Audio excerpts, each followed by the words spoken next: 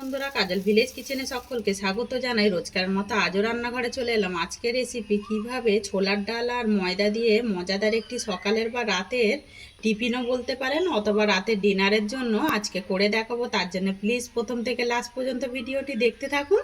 আশা করছি বেশ ভালো লাগবে। তো চলুন তাহলে শুরু করা যাক।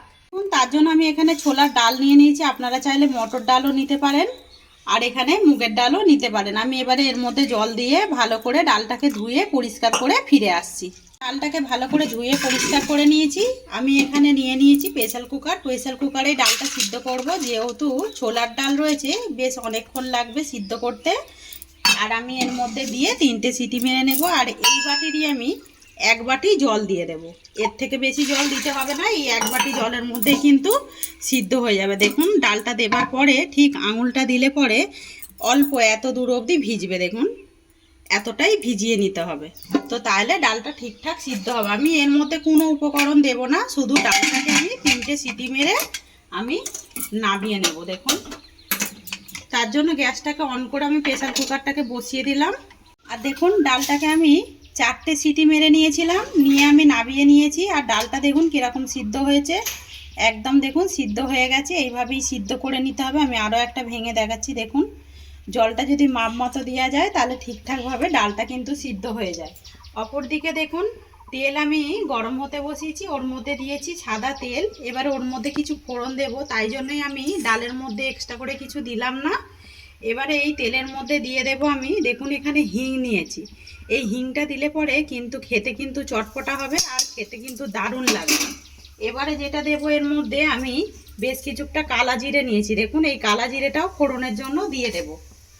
দিয়ে ফোড়নটাকে আমি একটু ভেজে নেব। খুব বেশি সময় ধরে ভাজার দরকার নেই। দেখুন একটা সুন্দর কিন্তু হিং আর কালা জিরের একটা গন্ধ ছেড়েছে। এই সময় দিয়ে দেবো আমি বেশ কিছুটা আদাকে গ্রেট করে নিয়েছি। দেখুন 1 ইঞ্চি মতো আদাকে দিয়ে এবারে এই আদাটাকে দিয়েও আমি এইভাবে একটু ভেজে নেব তেলের মধ্যে। আর দেখুন বেশ ভাজা হয়ে গেছে ফোড়নগুলো একেবারে।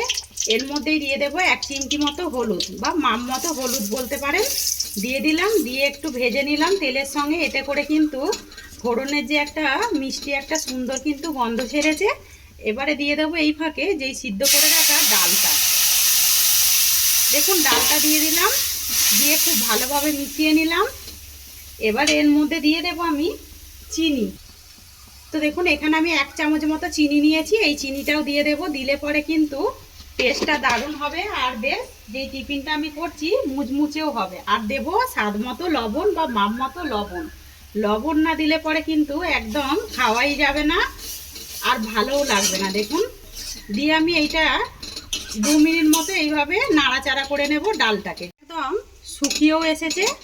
এবার আমি এই ফাঁকে দিয়ে দেবো লাস্টে একটু ভাজা মশলা। এর মধ্যে জিরে, গরম মশলা, তেজপাতা, শুকনো লঙ্কা আমি বেশ ভালো করে ভেজে রেখেছিলাম, এইটা দিয়ে দিলাম। এতে করে টিফিনটা কিন্তু দারুণ হবে। আর যেটা বলেছিলাম ছোলার ডালের মধ্যে দিয়ে দেবো আমি 1 বাটি মতো ময়দা নিয়েছি। দেখুন ময়দাটা দিয়ে এবারে আমি ডালের সঙ্গে মেশাতে থাকবো।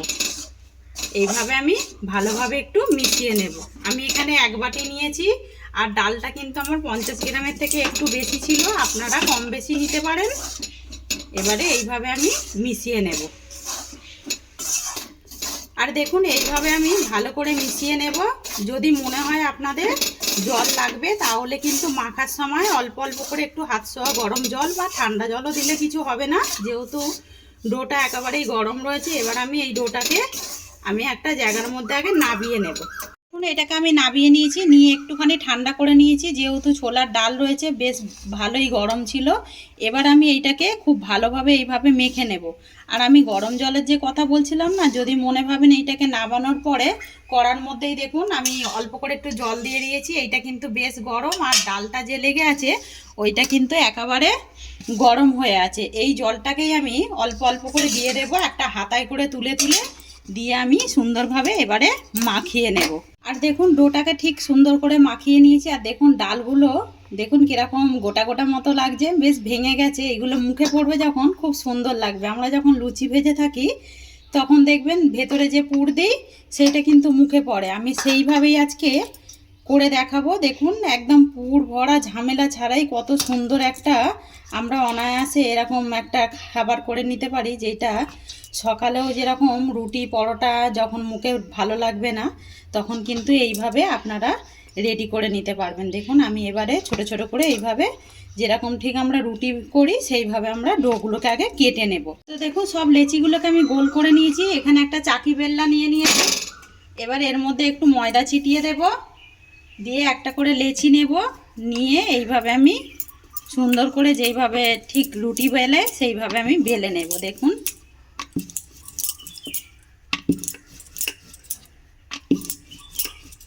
আর দেখুন একটা কিন্তু একদম বেলে নিয়েছি। বেলাটা দেখুন ঠিক এরকমই হবে। আর দেখুন দেখতে কতটা সুন্দর লাগছে। দেখুন আমি এই একইভাবে আমি আরও কটা বেলে ফিরে আসছি। আর দেখুন এখানে বেশ কয়েকটা বেলে নিয়েছি। অপর দিকে দেখুন কড়া গরম হতে বসিয়ে দিয়েছি।